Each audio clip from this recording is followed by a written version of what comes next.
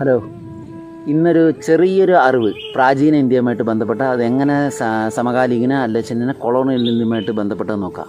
പറയാൻ പോകുന്നത് ജൈനമതത്തെക്കുറിച്ചിട്ടാണ്. ക്രിസ്തുദേവൻ ജനിക്കുന്നതിൻ്റെ 600 വർഷം മുമ്പുണ്ടായ മതം.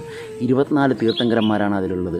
അതിൽ 24ാമത്തെ തീർത്ഥങ്കരാണ് ഏറ്റവും കൂടുതൽ പ്രസിദ്ധിയുള്ളത് നമ്മുടെ മഹാവീര, വർദ്ധമാന മഹാവീര എന്ന് പറയുന്നത്. ഇതിൽ നല്ലൊരു ഇൻട്രസ്റ്റിംഗ് എന്ന കാര്യം എന്തെന്ന് വെച്ചാൽ, പാലക്കാട് ജില്ലയിലെ ജൈനമേട് എന്നുള്ള സ്ഥലത്ത് 8ാമത്തെ വീര തീർത്ഥങ്കരനായിട്ടുള്ള ചന്ദ്രപ്രഭൻ എന്നുള്ള ഒരാളുടെ പ്രതിഷ്ഠയുണ്ട്. അവിടെ ദൈവമായിട്ട് പ്രതിഷ്ഠിക്കപ്പെട്ടിട്ടുണ്ട്. ഒന്ന് വന്നു കഴിഞ്ഞാൽ എല്ലാവർക്കും ഒന്ന് സന്ദർശിച്ച് നോക്കാം, ആർക്കെങ്കിലും എപ്പോഴെങ്കിലുമൊക്കെ വരികയാണ് ചെയ്ത് കഴിഞ്ഞാൽ. 8ാമത്തെ ആളാണ്. ഈ ജൈനമതത്തിൽ 2 ശക്തികളാണുള്ളത്, ദിഗംബര പക്ഷവും ശ്വേതംബര പക്ഷവും. ഇവരുടെ ബേസിക് ഫിലോസഫി എന്ന് പറഞ്ഞു കഴിഞ്ഞാൽ നോൺ വയലൻസ് ആണ്, അതായത് അഹിംസ. ഇവർ പൊതുവേ പറഞ്ഞു കഴിഞ്ഞാൽ ഇവർ മെർച്ചൻസാണ്, അതായത് വ്യാപാരികൾ. കാര്യം എന്താ വെച്ച് കഴിഞ്ഞാൽ അവർക്ക് ഒരു പ്രാണീനെയും ഒന്നിനെയും വേദനിപ്പിക്കുന്നത് പറ്റില്ല. അതുകൊണ്ടാണ് അവർ ബേസിക് ഫിലോസഫിയായിട്ടുള്ള അഹിംസയെക്കുറിച്ച് പറയുന്നത്.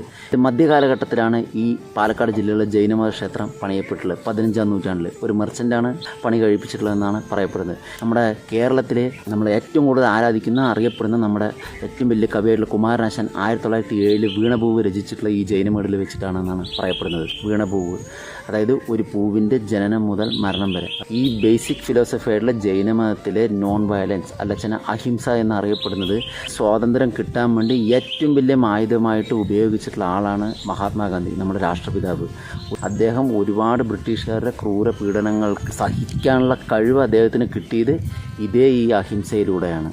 അപ്പോൾ ജൈനമതത്തിൽ നിന്ന്, അതായത് പണ്ട് നമ്മുടെ ഇന്ത്യയിൽ ഒറിജിനായിട്ടുള്ള ഒരു മതത്തിൽ നിന്ന് ഒരുപാട് സ്വാധീനിക്കപ്പെട്ടിട്ടുണ്ട്. അതും നമ്മുടെ കൊളോണിയൽ ഇന്ത്യയിൽ. നമുക്ക് എത്രയോ വർഷം കഴിഞ്ഞിട്ടും ആ മതത്തിൽ നിന്ന് ഒരുപാട് കാര്യങ്ങൾ ആർജിച്ചെടുക്കാൻ പറ്റി. അപ്പോൾ എല്ലാവരും പറ്റിയ ഒന്ന് ഈ ദിഗംബര ക്ഷേത്രത്തിൽ ഒന്ന് സന്ദർശിക്കണം കേട്ടോ. ഞാൻ കുറച്ച് ഇൻഫർമേഷൻസ് പറഞ്ഞിട്ടുണ്ട്. നല്ലൊരു സ്ഥലമാണ്.